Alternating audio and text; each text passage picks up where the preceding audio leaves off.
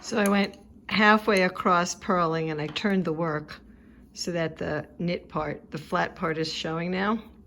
Now what you want to do is knit. So the way you've been doing, through the front and through. I'm going to knit these few stitches across because I want you to see how it looks now on the back.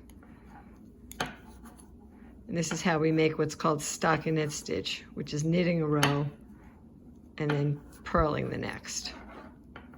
So that's done.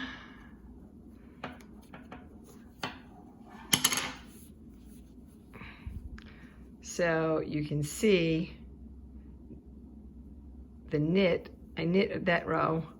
Now the purl row, I'm only doing part of this here, but you'll start to see when I purl this, that the purl bumps are closer together.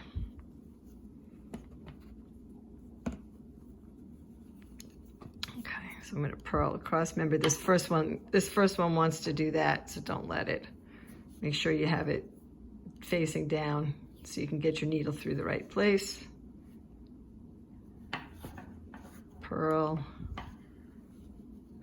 purl, purl. I'm only doing 6 or 7 stitches here, and then I'm going to turn it again. There we go. Okay, so now if you notice, I'm going to turn this around again. You can really see the fabric starting to look like something that looks familiar. The V's, see how the stitches are flat and they make like a V, upside down V. That's considered, sometimes we say that's the right side or the knit side. And then when I turn it around, this is the purl side. And if you notice, these purls are very close together, these purl bumps, as opposed to these purl bumps, which are farther apart.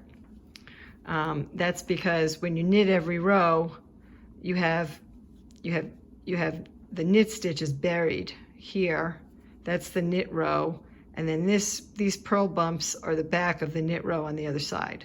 So when you knit every row, what you really have is a row of knits and a row of purls, but they squish together.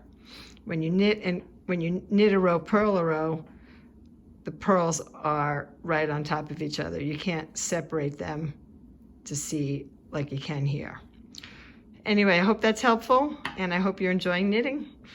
Look forward to seeing you here in person someday with the Thursday group. Take care.